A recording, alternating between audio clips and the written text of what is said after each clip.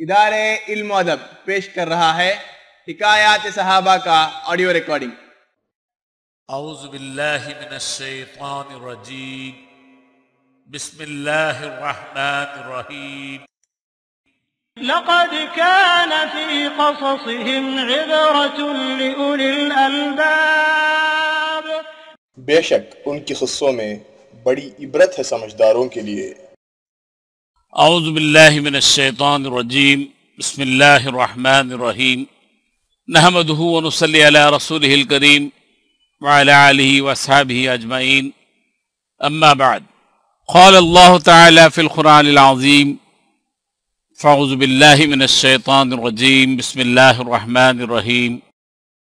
محمد رسول اللہ والذین معہ اشداء علی الکفار رحماء بینہم تراہم رکعا سجدا یبتغون فضلا من اللہ ورضوانا، صدق اللہ العظیم۔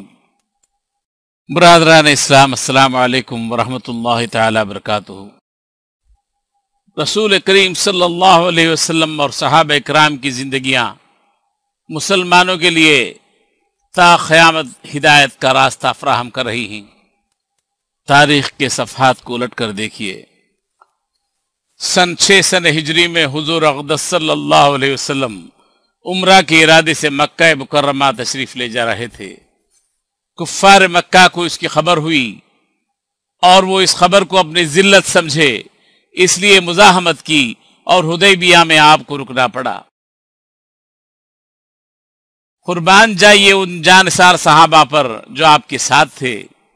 حضور اکرم پر اپنے جان و مال کو قربان کرنا اپنا فخر سمجھتے تھے، لڑنے کو تیار ہو گئے، مگر حضور اقدس صلی اللہ علیہ وسلم نے مکہ والوں کی خاطر سے لڑنے کا ارادہ نہیں فرمایا اور صلح کی کوشش کی۔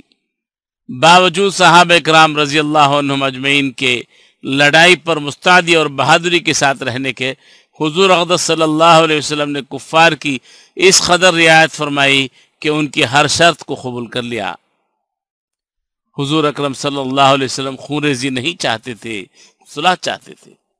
صحابہ کو اس طرح دب کر صلح کرنا بہت ہی ناگوار تھا، مگر حضور اقدس صلی اللہ علیہ وسلم کے ارشاد کے سامنے کیا ہو سکتا تھا؟ وہ تو جانثار تھے، فرما بردار تھے، حضور کی ہر بات پر اپنی جان و مال کو، اولاد کو، اپنے گھر بار کو لٹانے کے لیے تیار تھے۔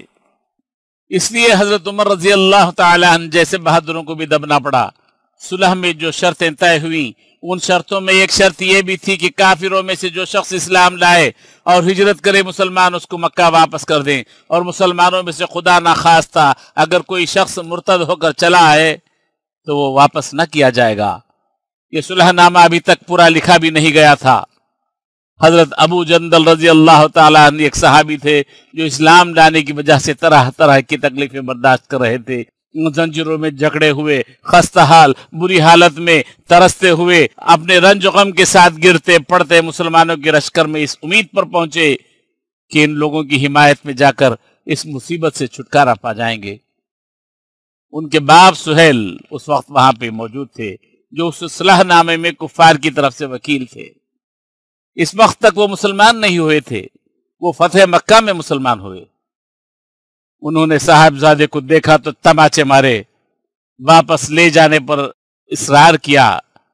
حضور اقدس صلی اللہ علیہ وسلم نے ارشاد فرمایا، ابھی صلح نامہ مرتب بھی نہیں ہوا ہے، اس لیے ابھی پابندی کس بات کی؟ مگر کفار نے اصرار کیا۔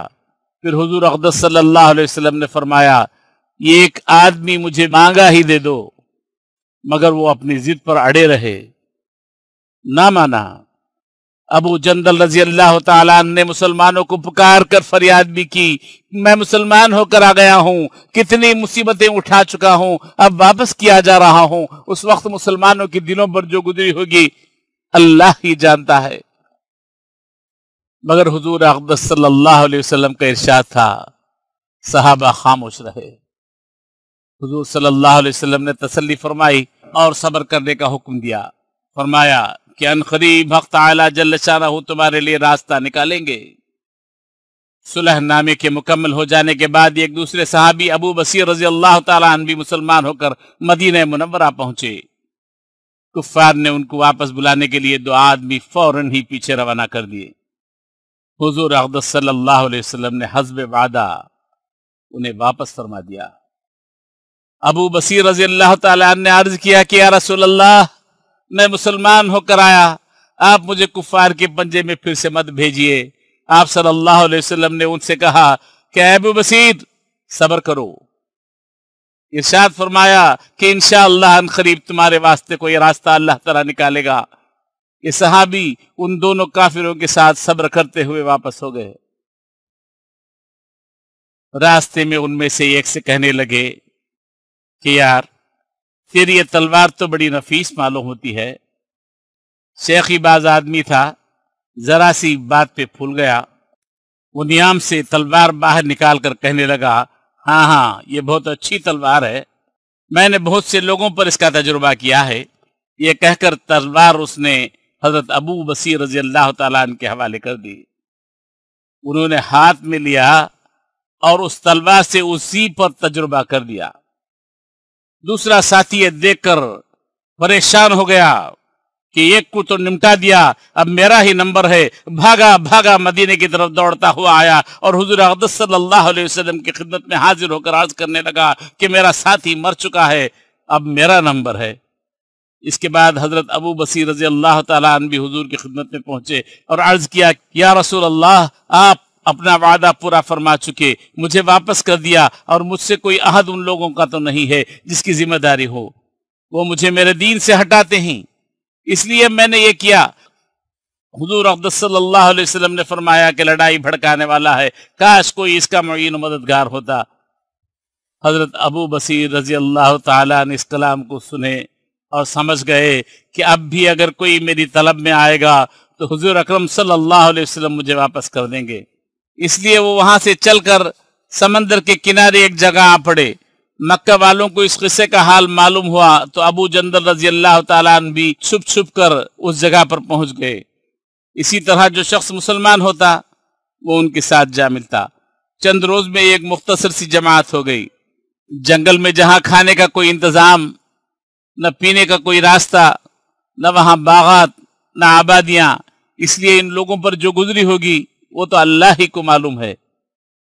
मगर जिन जालिमों के जुल्म से परेशान होकर ये लोग भागते थे, उनका नातिका बंद कर दिया। जो काफिला उधर को जाता उससे मुकाबला करते और लड़ते।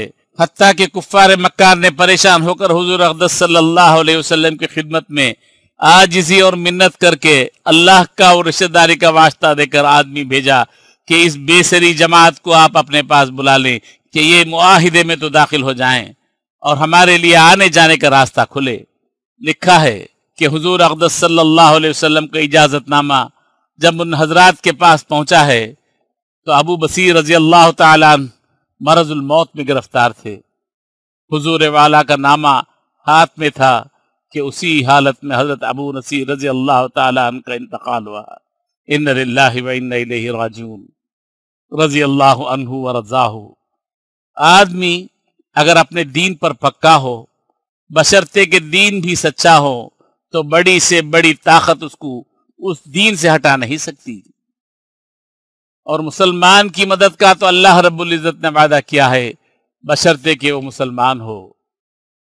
मुसलमानों को चाहिए कि इन बुजुर्गान दीन सहाबे किराम की जिंदगियों से सबक हासिल करें, जिन्होंने सिर्फ अल्लाह की खुशनुदी के लिए, दीन के खातिर, कुफ्फार से बचकर अपने दीन को बचा लेने के खातिर उन्होंने तकलीफें, मशक्कतें बर्दाश्त की, हत्ता कि अपनी जान भी दे दी। परदेश में, जंगलों में अपनी जिंदगी गुजार कर अपनी जान देना कोई आसान बात नहीं होती। अल्लाह ताला मुसलमानों को तौफीक दे कि कुरान और दीन को अपने सीनों में बसाने की कोशिश करें और अपने दीन को बचाने के लिए हर मुमकिन कोशिश करें और अपने दीन की हिफाजत का जिम्मा अपना समझकर उसकी तरफ तवज्जो दें और अपनी औलाद को भी उसकी तरफ ले जाने की कोशिश करें। आखिर दावाना अल्हम्दुलिल्लाहि रब्बिल आलमीन। हिकायात सहाबा, इदारे इल्म व अदब की पेशकश।